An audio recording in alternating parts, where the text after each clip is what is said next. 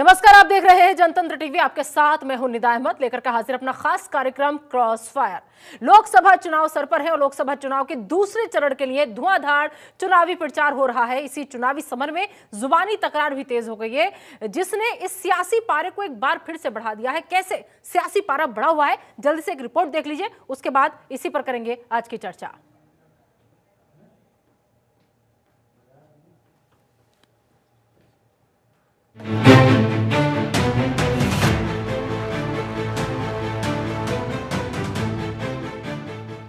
क्या दूसरे चरण का चुनाव हिंदू और मुसलमान के नाम पर होगा?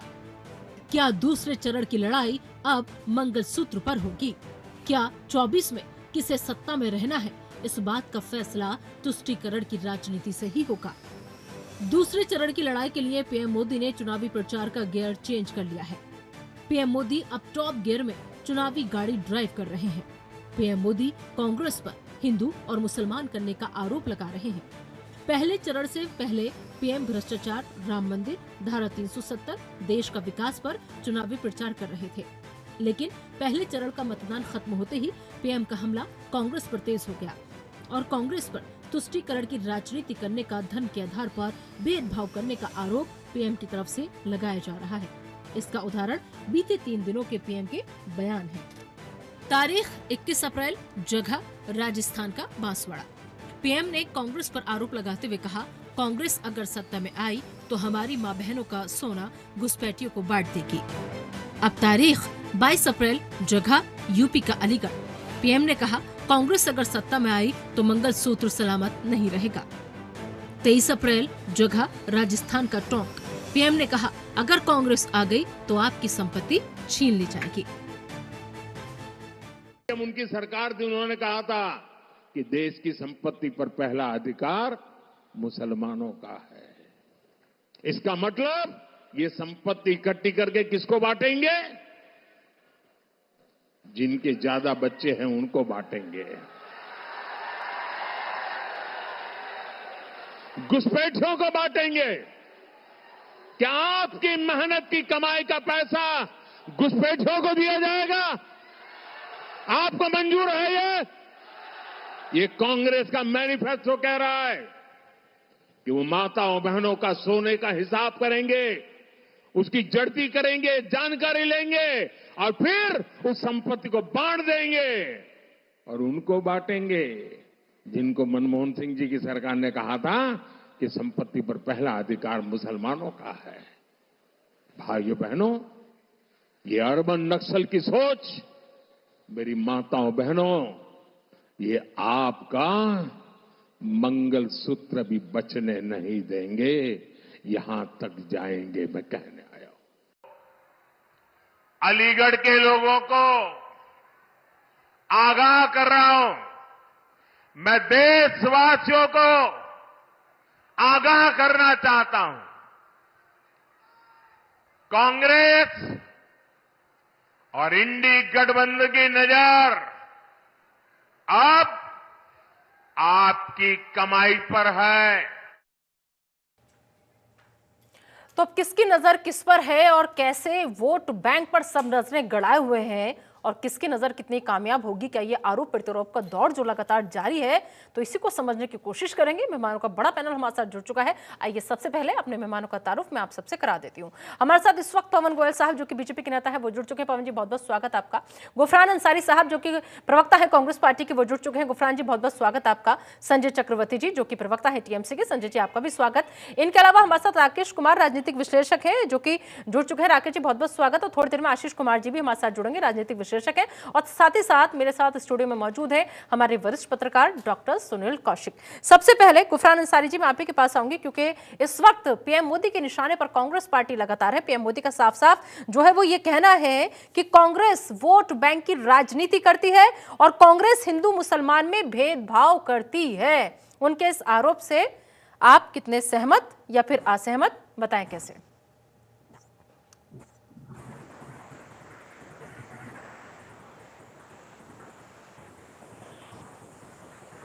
गुफरान जी, आप तक मेरी आवाज पहुंच रही है? आपका सवाल मुझसे? हाँ, मुझसे आपका सवाल है? जी जी जी सर, आप ही से है। जी जी। तो आप सभी को नमस्कार जी नमस्कार। और धन्यवाद आपका मुझे बुलाने के लिए। आज जिस सब्जेक्ट पर हम ये डिबेट कर रहे हैं ये बहुत गंभीर है और प्रधानमंत्री मोदी जी का जो असली चेहरा है वो इन्हीं सब भाषणों के साथ सामने आता है। क्या जरूरत पड़ गई, पहले चरण का मतदान हुआ और प्रधानमंत्री जी का जो हमेशा की तरह सांप्रदायिक चेहरा है वो सामने आ गया। जिस पैटर्न पर आरएसएस और भारतीय जनता पार्टी राजनीति करती है, जिस उद्देश्य के साथ वो राजनीति करते हैं, ध्रुवीकरण के साथ, सांप्रदायिकता के साथ, वो सामने आ गया। क्यों नहीं बताते कि 10 सालों में आपने जो काम किया उस पर जनता से आप वोट नहीं मांगते? क्यों नहीं बताते जितने वादे आपने किए थे देश के किसानों से, गरीबों से, मध्यम वर्ग से, व्यापारियों से, वो सारे वादे आपने उन वादों की वादा खिलाफी की है और अब जाकर आपको हिंदू मुसलमान का फिर से साथ लेना पड़ रहा है, फिर से पाकिस्तान की बात करनी पड़ रही है। ठीक है, जवाब ले प्रधानमंत्री जी बार बार बता रहे हैं देश को, जहां एक तरफ कांग्रेस न्याय की बात कर रही है, न्याय में किसी तरह ठीक है सर, ठीक है, किसी तरह ठीक है सर, एक करके रिएक्शन ले लेती हूँ सबसे, फिर उसका विस्तार से अपनी चर्चा को आगे बढ़ाएंगे। गुफरान साहब, आऊंगी मैं आपके पास। पवन गोयल जी, बड़ा आरोप आपके ऊपर, क्या आपके पास अब मुद्दों की बात करने के लिए वक्त ही नहीं है या फिर आपके पास मुद्दे बचे नहीं है? ना आप अपने काम पे बात करते हैं, ना आप अपने विकास पे बात करते हैं, और अब आपको दिख गया है कि हमारा जो पहला चरण है उसमें वोटिंग परसेंटेज बहुत ज्यादा कम हुई। अब सवाल यह है कि क्या दूसरे चरण का जो चुनाव है वो हिंदू और मुसलमान के नाम पर होगा? सर बिल्कुल हिंदू मुसलमान के नाम पर बिल्कुल भी नहीं होगा। ये कांग्रेस की अपनी सोच है कि 2014 की सरकार से पहले वो वक्फ बोर्ड को 120 संपत्तियां दे देती है। वो कांग्रेस की सोच है कि तेलंगाना की सरकार के अंदर 4% मुस्लिमों के लिए अलग से आरक्षण बना देती है। वो कांग्रेस की सोच है कि अपने मैनिफेस्टो में पर्सनल लॉ की बात करती है। लेकिन वही भारतीय जनता पार्टी की क्या सोच है, मैं मुद्दों की बात करूंगा। ये आप कहें तो समझ में आता है या कोई और कहे तो समझ में आता है या फिर मैं कहूं अपनी डिबेट में समझ में आता है, लेकिन देश का प्रधानमंत्री वो तो सबके प्रधानमंत्री है। सर ऐसी क्या नौबत आ गई कि अब पूरी लड़ाई हिंदू मुसलमान पर आ गई? 140 करोड़ वासियों के सबके प्रधानमंत्री हैं वो, फिर वो एक तबके को कैसे अलग रख सकते हैं? बिल्कुल ठीक है आपकी बात। हाँ। उन्होंने घुसपैठियों की बात की, उन्होंने ये नहीं कहा कि भारत का मुसलमान घुसपैठी है। तो दूसरे दिन उन्होंने कहा कि मुसलमान मेरे भाई हैं, इसका मतलब घुसपैठी उनके भाई हैं? नहीं, घुसपैठियों के लिए नहीं कहा। हाँ। मुसलमान तो भारत का था, भारत का है, भारत का रहेगा, क्यों नहीं है उनके भाई? क्लियर एजेंडा नहीं है पवन जी, क्लियर एजेंडा नहीं है। बिल्कुल क्लियर है, मैं बता रहा हूँ आपको। आप सुन लीजिए, 4 करोड़ में से 52 लाख घर दिए तो वो मुसलमानों को नहीं दिए क्या? उसमें से 4 वो मुस्लिम भारत के नहीं है। फिर उन्हें अपना कहते हुए अपनाते हुए किस बात की तकलीफ? आपके अपने हैं वो? बिल्कुल अपने हैं। मैं कह रहा हूँ सड़क मिल रही है तो क्या मुस्लिम को नहीं मिल रही? स्कूल, कॉलेज, अस्पताल, मेट्रो मिल रही है तो मुस्लिम को नहीं मिल रही? रेलवे मिल रही है तो मुस्लिमों को नहीं मिल रही? 220 करोड़ वैक्सीन मिले तो क्या मुस्लिमों को नहीं मिली? क्या 12 करोड़ जल से नल मिले तो क्या मुस्लिमों को नहीं मिले? 20 करोड़ पीएम उज्ज्वल योजना से, जिसमें 10 करोड़ पीएम उज्ज्वल योजना के अंदर वो ऐसे गैस सिलेंडर चूल्हे के मुस्लिमों को नहीं मिले। तो जो भी सरकार योजना लाती है सबके लिए लाती है, अलग से क्या दिया मुसलमानों को? सबके लिए सारी योजनाएं थी। मुसलमानों को नहीं कहा, घुसपैठियों का। एक सेकंड, सबके लिए सारी योजनाएं थी। मैं बता रहा हूँ आपको, भारत की सबसे बड़ी प्रॉब्लम जनसंख्या है। 3 करोड़ भारत में हर साल बच्चे पैदा होते हैं, उसके बाद घुसपैठियों के ऊपर कोई बात नहीं करता। क्या आप चाहती है कि पाकिस्तान, बांग्लादेश, बर्मा, भूटान, नेपाल, श्रीलंका, अफगानिस्तान, इन देशों से हमारे देश में घुसपैठ हो? अगर घुसपैठियों के लिए रोकथाम की जाए तो ये देश का बड़ा अच्छा कानून है। सीए पे तो 31,000 लोगों को नागरिकता देने पे तो चिंता है, लेकिन 8 करोड़, 9 करोड़, 10 करोड़ रोहिंग्या मुसलमान अगर बैठे हुए हैं शिविरों में, अगर वो घुसपैठी करते तो उनकी चिंता नहीं है? बिल्कुल उनकी चिंता है। भारतीय जनता पार्टी उनकी चिंता करेगी। और रही बात धर्म के चश्मे की, अगर भारत में कोई विकास का काम होता है तो 140 करोड़ लोगों के लिए होता है, उसके अंदर मुस्लिम भी आते हैं। तो आप ये बात ना कहिए कि भारतीय जनता पार्टी मुस्लिम विरोधी है। 4 करोड़ में से 52 लाख घर तो मुस्लिमों के लिए है, तो क्या वो भारत के नहीं है? आप ये बात भी बताइए निदा जी, आप एक तरफा बात नहीं कर सकती। आप एक बात बताइए, क्या मुस्लिमों को सुविधा नहीं है? एक तरफा बात तो कहीं और हो रही है। मैं तो उसे सबके साथ, सबके विकास के साथ जोड़ रही हूँ। नहीं, बात कहीं और नहीं, मैं उसे सबके साथ, सबके विकास के साथ जोड़ रही हूँ सर। बस मैं इतना कह रही हूँ कि वो सबके प्रधानमंत्री है सर। वो जितने आपके हैं उतने मेरे भी हैं। मैं सिर्फ ये चीज कह रही हूँ। मैं भी यही कह रहा हूँ। हाँ, भारत का मुसलमान ही कह रहा हूँ मैं उसे घुसपैठे नहीं कह रहा। मैं ये कह रहा हूँ अभी आपने कहा कि क्या दूसरे चरण का चुनाव हिंदू मुसलमान पे लड़ा है? भाई क्यों लड़ा जाएगा हिंदू मुसलमान पे?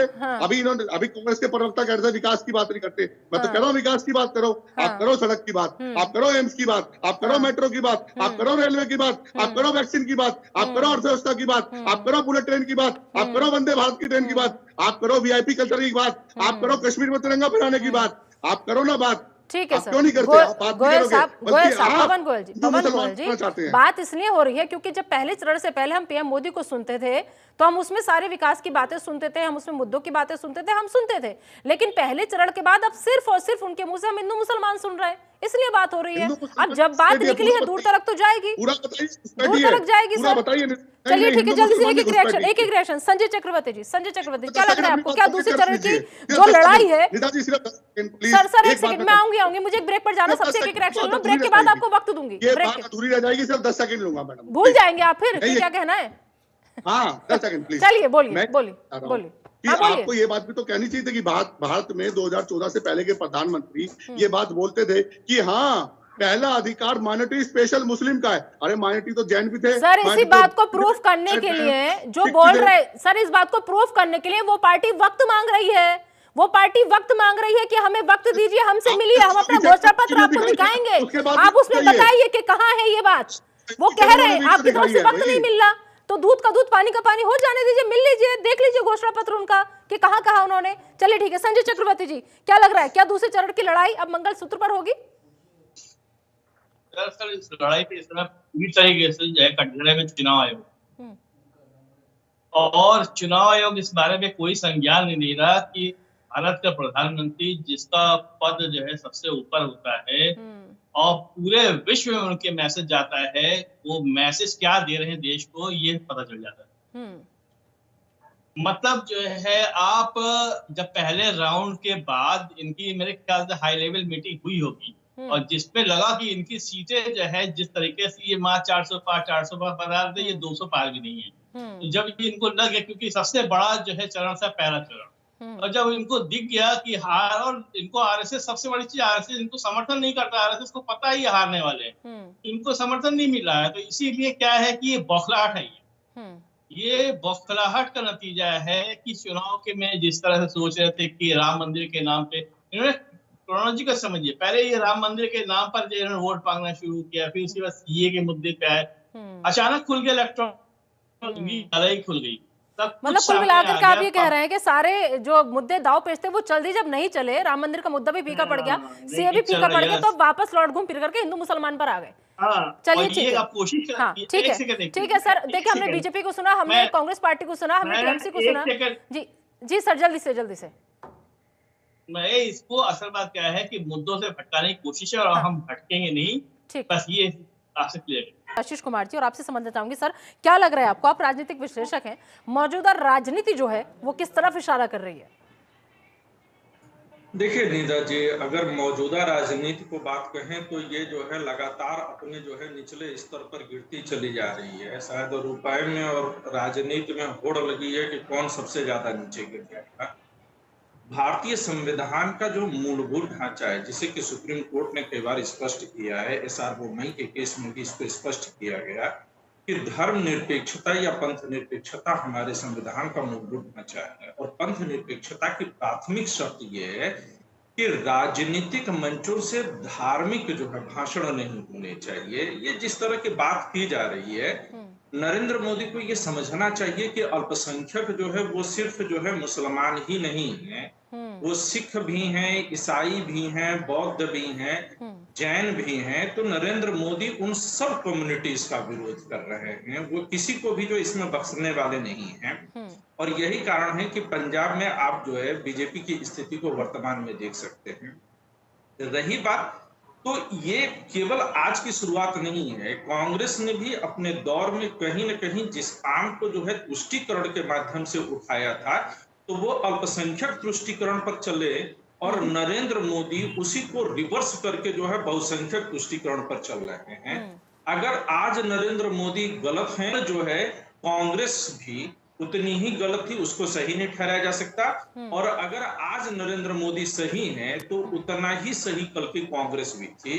लेकिन हार इसमें पूरी तरह से जनता की है, जो कि मैं कई बार आपके चैनल पर बोल चुका हूं कि जमीनी मुद्दों से इसको भटकाया जा रहा है और इसको भटका करके पैराशूट के मुद्दों पर ला रहे हैं। अभी आप हाल के तमाम आंकड़े उठा करके देखिए, CSDS का जो है आप सर्वे रिपोर्ट उठा करके देखिए, लोग रोजगार को लेकर के चिंतित हैं। इस बार के IIT में जो जॉब प्लेसमेंट हुई है उसको उठा करके देखिए, मैं बिल्कुल विशुद्ध आंकड़ों पर बात कर रहा हूं, वो 36% ऐसे जो है यूथ है जो कि कैंपस प्लेसमेंट उनको मिला ही नहीं। और जो एवरेज जो है सैलरी ग्रेड गई है वो 10 लाख रुपए जो है सालाना गई है। और 50 के आसपास जो है 50% के आसपास के बच्चे ऐसे रहे जिनको कि ये 6 लाख के आसपास गई है। जहां तक बात मुसलमानों से नफरत करने या कुछ न करने की है तो शायद मुसलमान भी अपनी स्थिति को समझ रहा है। और आप उठा करके देखिए सिविल सर्विसेज के जो रिजल्ट आ रहे हैं, चाहे वो किसी स्टेट के PCS का हो, चाहे वो जो है UPSC का रिजल्ट हो,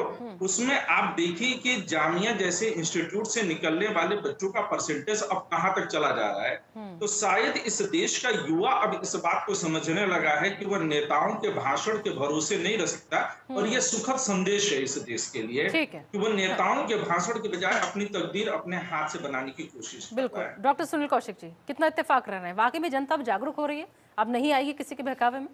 देश की जनता नेताजी कब जागरूक नहीं थी? हमेशा देश की जनता जागरूक रही है, पर ठगी जाती रही है। कोई भी राजनीतिक दल इससे अछूता नहीं रहा। वो दौर भी इस देश ने देखा है कि जाति धर्म के नाम पर दंगे हुआ करते थे।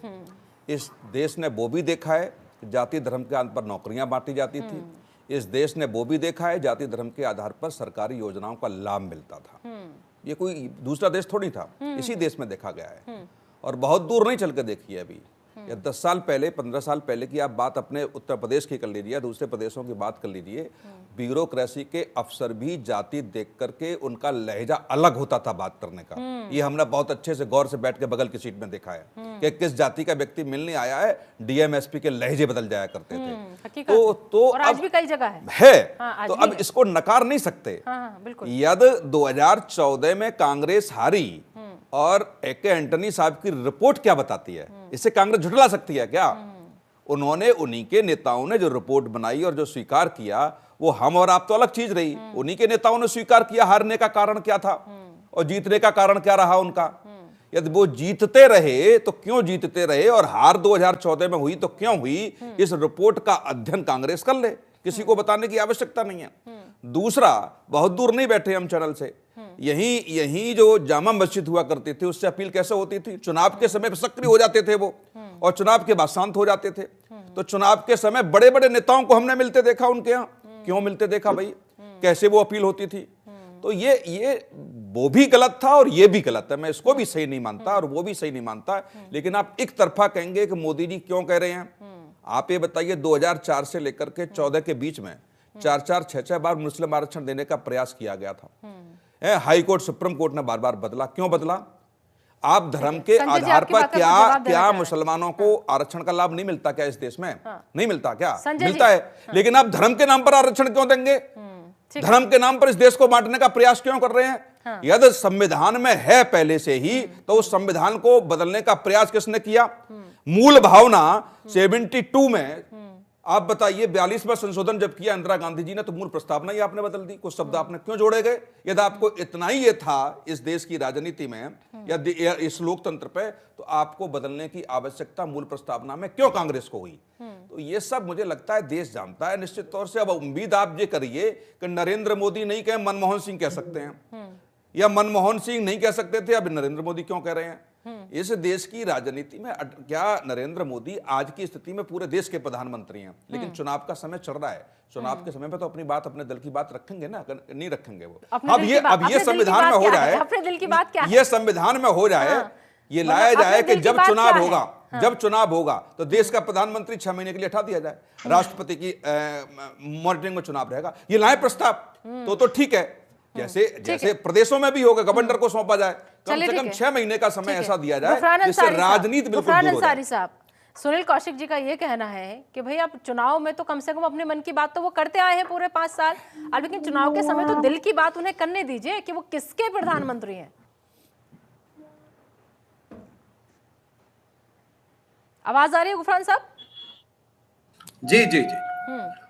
तो मैं माननीय प्रवक्ता जी को सुन रहा था और अभी जो विश्लेषक महोदय थे उनकी भी बात सुनी, पर मेरा मानना यह है कि ये किसी जाति और धर्म का डिस्कशन नहीं है। ये एक देश के, एक लोकतांत्रिक देश के प्रधानमंत्री के भाषण से जो विवाद इस देश में उत्पन्न हुआ है, उस प्रधानमंत्री जिसकी पार्टी बताती है कि वो विश्व गुरु है, वो सबका साथ सबका विकास की बात करते हैं।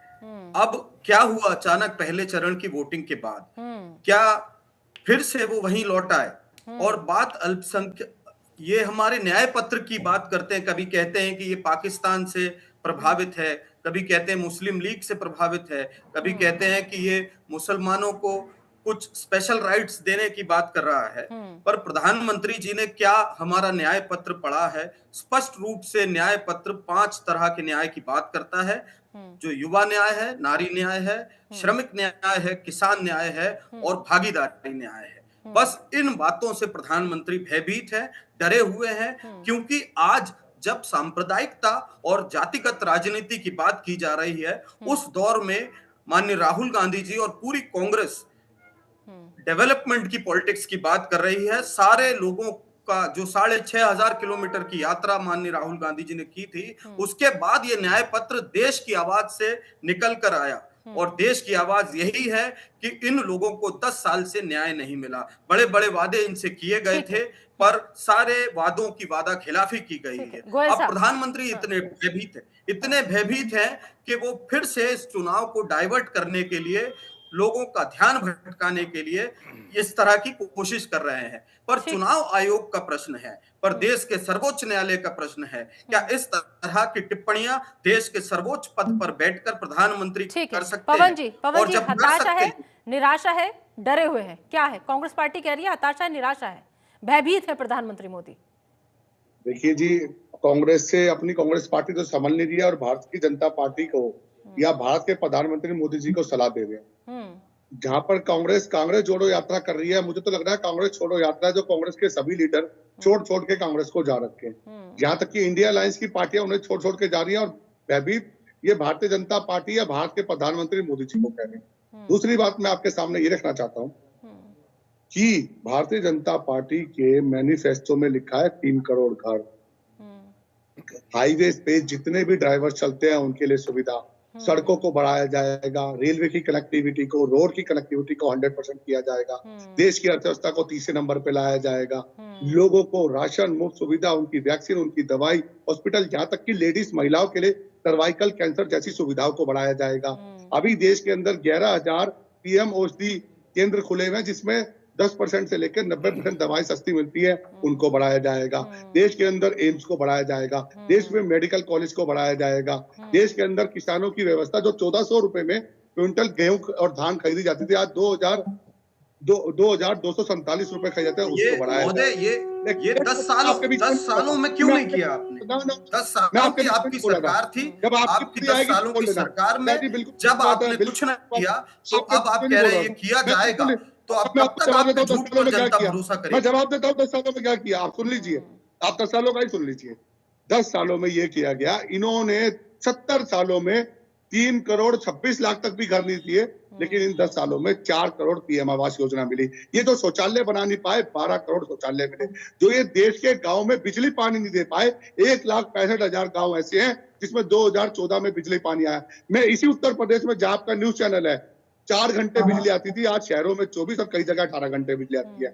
इसी भारत के अंदर देश की अर्थव्यवस्था 5वें नंबर पे पहुंची जो 11वें नंबर थी। इसी अर्थव्यवस्था के अंदर, इसी देश के अंदर आज भारत को इंटरनेशनल लेवल पे प्लेटफॉर्म पे देखा जा रहा है। इसी भारत के अंदर के बावजूद भी पवन साहब, इतने काम के बावजूद भी हमें हिंदू मुसलमान करना पड़ रहा है। सर, काम क्यों नहीं गिना रहे हम?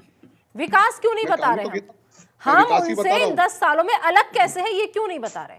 उन्होंने लूटा, हमने बचाया, हम क्यों नहीं दिखा रहे? मैं वही तो कह रहा हूँ कि भारतीय जनता पार्टी के मैनिफेस्टो में क्या था। मैंने जो आपको आंकड़े बताए ये नए मैनिफेस्टो के आंकड़े बताए, लेकिन कांग्रेस के प्रवक्ता को मिर्ची लग गई। उन्होंने बीच में बोला कि आपने 10 सालों में क्या किया, फिर मैं उनको 10 साल काम गिना गया। कांग्रेस नेताओं की सबसे बड़ी प्रॉब्लम ये है, जब भी आते हैं सर, हम जब भी आते हैं हम अपने 5 साल और मांगते हैं। अब तो हमने 2047 का विजन सेट कर दिया, अब तो हम 24 की उसकी बात ही नहीं कर रहे, हम तो सीधा 47 तक कह रहे हैं कि हम ही रखो, हमें ही चुनो। देखिए 2047 तक बेटा बड़ा होता है तो जो इतना विजनरी न्याय पत्र है इस तरह से चुप गया है कि आप अपने काम नहीं बता पा रहे हैं और फिर से सांप्रदायिकता के अंदर हम बात करते हैं। हम एक विकसित देश बनेंगे, आज विकासशील देश है। आप इस बात को समझिए। आप क्यों नहीं बना पाए फिर ये 12 करोड़ शौचालय, क्यों नहीं दे पाए जल से नल, ये 14 करोड़ सिलेंडर बैठ के होते। इस विकासशील देश को बनाने में, देश को विकसित बनाने में जो आज बाहर जा जाकर के हम डंका पीटते हैं कि भारत में ये, भारत में ये, भारत में ये, ईमानदारी से बताइएगा किसके दम पे पीटते हैं? अगर 70 सालों में कुछ नहीं हुआ होता तो आज भारत की उपलब्धि हम विदेशों में ना बता रहे होते सर। एम्स, जिस एम्स का आप जिक्र कर रहे हैं वो एम्स किसकी देन है आप बताइएगा। जिस मेट्रो का जिक्र आप कर रहे हैं वो मेट्रो किसकी देन है आप बताइएगा। हम डंका तभी पीटते हैं सर जब काम हुआ है। किसके दम पर हम बाहर विदेशों में जाकर डंका पीटते हैं भारत का?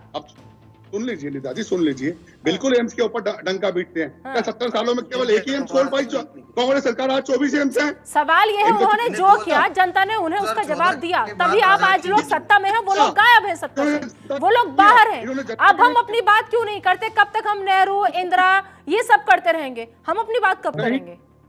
मैं कंपेयर करता रहा हूँ एक एम्स और 24 एम्स से। मैं कंपेयर करता रहा हूँ 12 करोड़ 12 किलोमीटर 36 किलोमीटर से। मैं कंपेयर कर रहा हूँ ना 12 करोड़ शौचालय से, मैं कर रहा हूँ ना जल से नल, मैं कर रहा हूँ ना गाँव की बिजली से, मैं कर रहा हूँ ना राफेल से। 1997 से राफेल आ रहा था, 2014 में मोदी जी आ गए, इनसे राफेल नहीं लाया गया। आज राफेल भी आया, एफ सीरीज भी आई, मिग 24 भी आया। 2012 में शब्द है एक एंटनी के, हमारे पास चार्टर प्लेन के भी पैसे नहीं है। कहाँ गई थी वो सरकार जो कि व्यापार करती थी? कॉमनवेल्थ घोटाला, नेशनल हेराल्ड घोटाला, घोटाला, जीएसटी की जमीन का घोटाला, 242 भाषण मत दीजिए। उन्होंने आपके अकाउंट फ्रीज नहीं कराए थे ना सर, आपने तो उनके अकाउंट फ्रीज करा दिए, वो कहाँ से क्या करेंगे? प्रधानमंत्री ऐसी बात करते हैं तो ये प्रधानमंत्री की गरिमा को शोभा देता है क्या? इलेक्शन हमारे साथ राकेश कुमार जी राजनीतिक विश्लेषक जुड़ चुके हैं। राकेश जी आप थोड़ा देर से जुड़े, बहुत बहुत स्वागत आपका जनतंत्र पर। सर क्या लग रहा है 24 में किसे सत्ता में रहना है, इस बात का फैसला क्या अब तुष्टीकरण की राजनीति से ही होगा? आज के समय में कोई भी पॉलिटिकल पार्टी वोट को पाने के लिए किसी भी तरीके के बयानबाजी से पीछे नहीं हटती। बात विकास की, बात मुद्दों की होनी चाहिए। कहीं ना कहीं इलेक्शन के अंदर मुद्दों की बात, विकास की बात, किए हुए कामों की बात को पीछे हटाकर कहीं ना कहीं अपने वोट, पर्टिकुलर वोट बैंक को साधने के लिए कोई भी पॉलिटिकल पार्टी किसी भी तरीके की बयानबाजी कर देती है। मेरा अपना व्यक्तिगत मानना यह है कि पिछले 10 साल से बीजेपी सरकार में है और 10 साल के द्वारा किए गए कामों को बताना चाहिए और विपक्ष को यह बताना चाहिए कि कौन से काम रह गए, क्योंकि विपक्ष का काम होता है सरकार के द्वारा ना किए गए काम या सरकार की जो कमियां हैं उसको उजागर करे। लेकिन आप देखें कि लगातार 10 सालों से सत्ता में रहने के बाद भी आज जो चुनाव हो रहा है वो किसी भी प्रदेश के अंदर आप जाएं, चुनाव मुद्दों से कहीं ना कहीं भटक गया है और कांग्रेस पार्टी उसको कहीं ना कहीं उन मुद्दों पे ला भी नहीं पा रही। ये विपक्ष की भी कमी है। चुनाव होना चाहिए गरीबी पे, चुनाव होना चाहिए किस तरीके से महंगाई को कम किया जाए, चुनाव होना चाहिए किस तरीके से युवाओं के अंदर रोजगार को बढ़ाया जाए, चुनाव होना चाहिए कि किस पर्टिकुलर एरिया की कॉन्स्टिट्यूएंसी में, लोकसभा क्षेत्र में किस सांसद ने, उसका रिपोर्ट कार्ड क्या है। हर एक जीते हुए सांसद को, चाहे वो किसी भी पॉलिटिकल पार्टी का हो, उसको अपनी लोकसभा के अंदर अपना रिपोर्ट कार्ड लेके लोगों के बीच जाना चाहिए। केवल होगी ना सर, राजनीति की परिभाषा ही बदल जाएगी उस दिन, फिर आपको और हमें बैठ के सवाल जवाब करने ही नहीं पड़ेंगे सर। नेताजी एक मिनट, मैं यही बताना चाह रहा हूं कि आज के समय में कोई भी पॉलिटिकल पार्टी हो, उसका मेन मुद्दा है किसी तरीके से हम जीत के, हमारे कैंडिडेट जीत के लोकसभा में पहुंचे। लेकिन आप ये देखेंगे कि जो भ्रष्टाचार की बात हो रही थी, सभी पॉलिटिकल पार्टियों ने कई भ्रष्टाचारियों को अपनी पार्टी में सम्मिलित किया जिन पे आरोप थे, वो सिद्ध नहीं हुए थे। बिना सिद्ध हुए ही अपनी पार्टी चेंज करी, उनको टिकट भी दिए गए और वो उन टिकट के ऊपर चुनावी मैदान में भी हैं। लेकिन कांग्रेस पार्टी की सबसे बड़ी विफलता ये है कि वो सत्ता पक्ष में बैठी हुई सरकार के किसी भी मुद्दे को पब्लिक तक पहुंचा नहीं पाते, पब्लिक को बता नहीं पाते। वो कहीं ना कहीं उनके अंदर ही महागठबंधन हो या कांग्रेस पार्टी हो या बाकी क्षेत्रीय दल हो, फायदेमंद है। बिल्कुल जी बिल्कुल। महागठबंधन हो या क्षेत्रीय पार्टी हो या कांग्रेस पार्टी हो, वो एक सुर में किसी भी मुद्दे पर अपने आप को ठहरा ही नहीं पा रहे हैं। ठीक है संजय जी, अब देखिए चुनाव हो रहे हैं, पहले चरण का हो चुका है, दूसरा होने वाला है। ऐसे में जब INDIA गठबंधन के साथ आप लोग आए तो एक बड़ा नारा, एक बड़ी तस्वीर और एक शायद बदलते उभरते भारत की एक तस्वीर का दावा किया जा रहा था कि सब कुछ बदलेगा, बदलाव करेंगे तभी बदलेगा। लेकिन अब क्योंकि आप अलग हैं तो ऐसे में ये फाइट कितनी टाइट आपको नजर आ रही है? बंगाल में क्या हाल है अभी फिलहाल?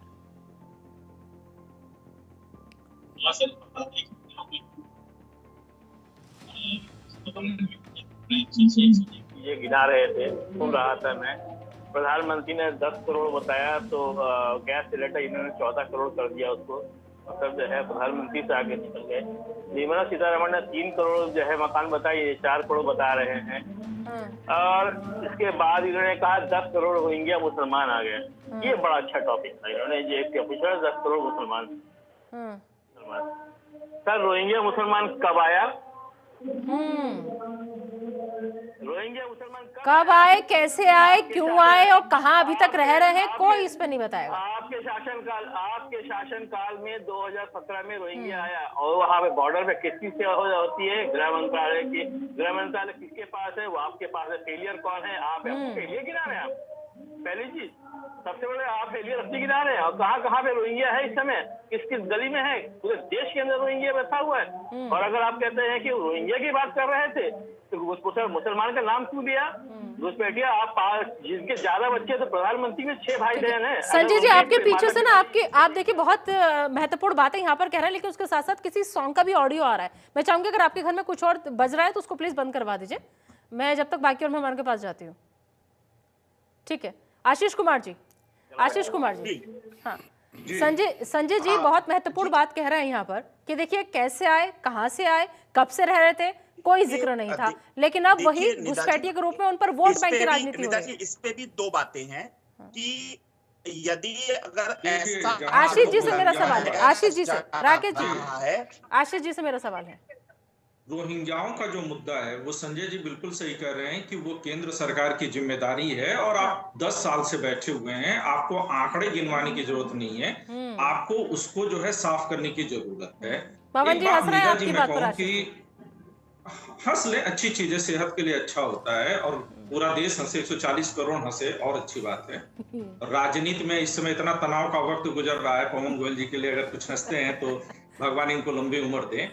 दूसरी बात जो है मैं इसमें जो ऐड करना चाहूंगा वो ये है कि तमाम अपने जो है मूवमेंट्स के दौरान हम लोगों ने इस चीज को देखा है कि एक तो घुसपैठिया या बाहर से आए या बांग्लादेशी ये एक ऐसा जुमला है जिसका कि कोई जो है वास्तविक आंकड़ा कहीं पर भी नहीं है। मैं लखनऊ के अंदर कई बार ऐसे जगहों पर गया, स्लम्स में, जिसको कि जब सरकार को उस जमीन को खाली कराना होता है, और ये मैं अब की बात नहीं बता रहा हूँ, मैं आपको पिछले 15-20 सालों से बता रहा हूँ, जब से कि मैं सार्वजनिक जीवन में रहा हूँ। तो होता क्या है कि उस जगह को लोग बता देते कि यहाँ पर बसने वाले लोग जो है बांग्लादेशी हैं, रोहिंग्या हैं। और ये जब मायावती जी की सरकार हुआ करती थी ये तब भी हुआ है, कई सारे ऐसे जो है चीजों का जो है डायरेक्ट हम लोग का सामना पड़ा है।